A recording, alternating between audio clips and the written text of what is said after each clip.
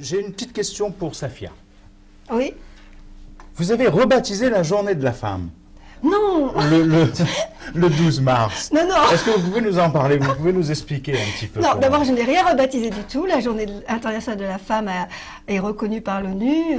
Chaque année, le 8 mars, cette date a été fixée, elle est honorée. Et partout dans le monde, des groupes de femmes se réunissent pour parler des droits de la femme, car c'est encore un devoir de mettre le droit fondamental de la femme comme celui de l'homme. C'est là où c'est important qu'il existe, dans le sens où, dans la charte de l'ONU, si je me souviens bien, de l'article, l'égalité des sexes est consacrée, est un droit fondamental. Voilà.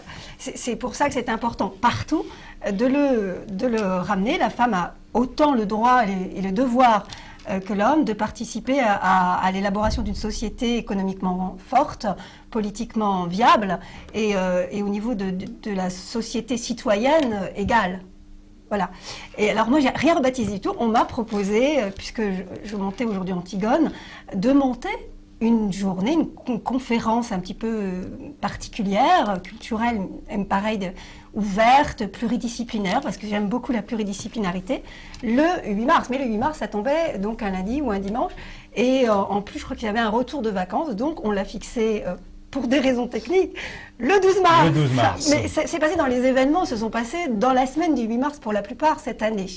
Il faut le savoir. Et puis il y avait les élections aussi qui arrivaient après, donc c'était difficile d'organiser, mais j'ai dit OK et j'ai proposé un plateau de femmes artistes, et si on en parlait, pour ne pas justement axer sur le militantisme au féminin qu'on a connu, qui a été défendu, qui a mis en place des lois, le droit à l'avortement, le droit d'être femme quand on veut, d'être mère quand on veut, etc., etc.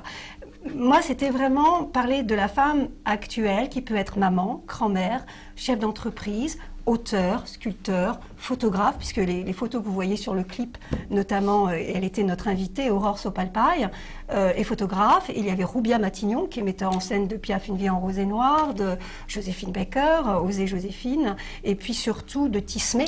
Je parle de la Tisménie, qui est venue d'ailleurs dans vos studios, il me semble. Exactement, je ne l'ai pas reçue encore, mais ça va plus tarder. Eh ben, elle devrait venir, voilà. Puisque effectivement le spectacle va être remonté pour Avignon. Et donc toutes ces femmes-là se sont exprimées avec Mistigri comme vraiment l'invitée d'honneur, qui était la chansonnière, après Fréhel, Damia, Cora Vauquer. Elle est actuellement, dans le patrimoine culturel français, la chansonnière ambassadrice de ce que peut être la femme qui a vécu les guerres et qui a vécu du coup les mutations sociales après une première guerre, après une deuxième guerre, car elle avait un rôle économique fort et que c'est comme ça qu'elle a obtenu le droit de vote aussi. C'est en ayant eu ce rôle qu'elle a pu obtenir vraiment son droit de vote et vraiment son rôle politique et économique ensuite, puis défendre ce qui était injuste par rapport à l'avortement illégal, les souffrances de ces jeunes filles. Je suis sûre qu'il y en a encore partout dans le monde. Donc tout ça, c'est très moderne en fait. Moderne parce qu'existant.